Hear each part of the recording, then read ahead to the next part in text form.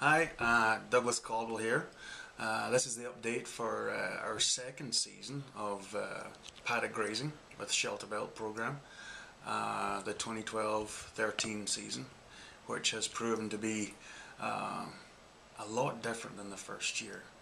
Large amounts of snow versus the first year, very little amounts of snow, which really suited us well. The first year being, as we said previously, was mostly bale grazing with a demonstration of one paddock of swath. This season we've been very glad that we didn't do any swath grazing, considering we've had approximately 20 inches of snow. The first 4 paddocks we moved through quite successfully before the larger amounts of snow showed up. The last 2 we maybe lost the first 10 to 12 feet of corn due to the large amounts of snow that were being caught. That being said, the corn really demonstrated what the shelter belts will do once they get to be that size, and it's quite dramatic.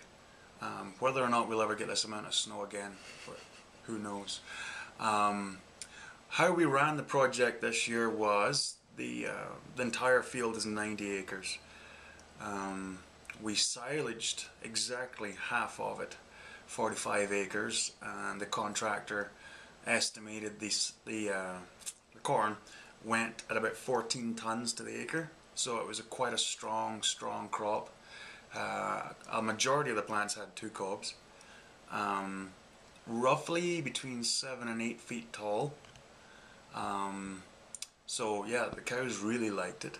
We managed to figure out that the paddocks were roughly 8 acres each, and 120 cows would last almost 2 weeks.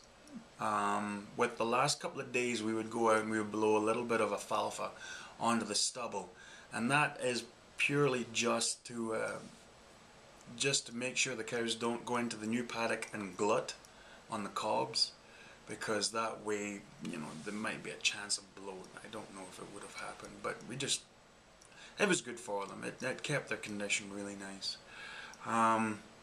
December 1st was when they went into the paddocks, and they actually lasted right until the end of February. At the end, they were starting to fight a lot to get into the snow to find the corn, and that's what really made the decision to pull them in. That and the fact that the calves came early, a little bit of a surprise, but that's all good. Cattle were in good shape. The ground is pretty clean. There's not a lot left out there. Stalks, there's maybe 16 to 20 inches of stalk left standing, which will be a good snow trap for the paddocks that were long left. So come springtime, just disc and seed straight into it is the plan. This year, on the 2013 year, we're looking to fill in gaps in the shelter belt. There was quite a few that didn't make it. The lilac, the first row, that's the main snow catch. The lilacs did a tremendous job. They survived really well through that first year when we had a large amount of moisture at seeding time. The poplars, these hybrids, they were really hit and miss, and Upper Assiniboine River Conservation District are wholeheartedly behind this.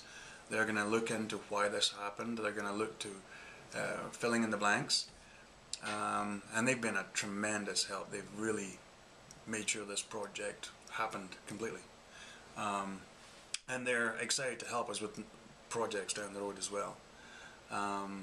But now the cows are in the yard, and they're quite happy because the snow is still coming, and what's left of the corn out in the field is still catching snow, so it's doing its job. So there's going to be a lot of runoff in the springtime. So we're really happy with the project. Now, On a financial note, the project, we did a little bit of modifications to the length of the shelter belts.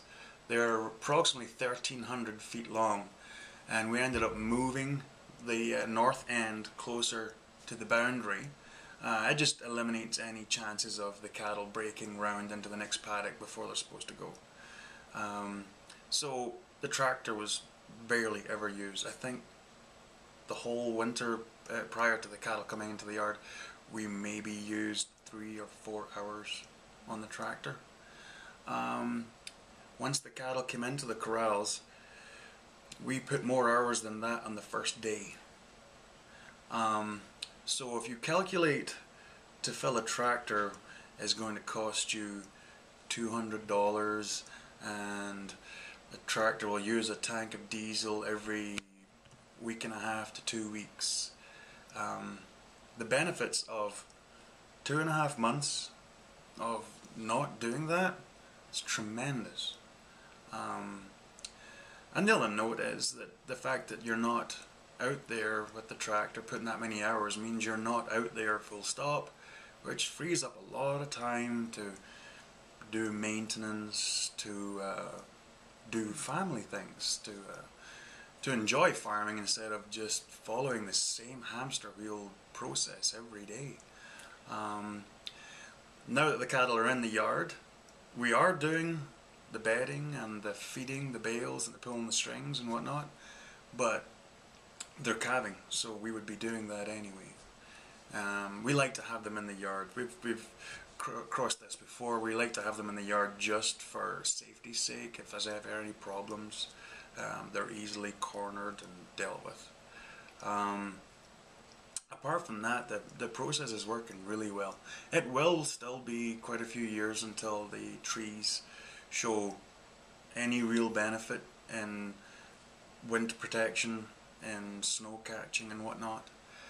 But I really believe that corn is probably the best use, maybe not every year, but if you can incorporate it into part of the paddocks on the leading edge, they will cover the tree, the seedlings, their job for the first few years until they are large enough to help. And the cattle love corn. It's always good. So I wholeheartedly still recommend it.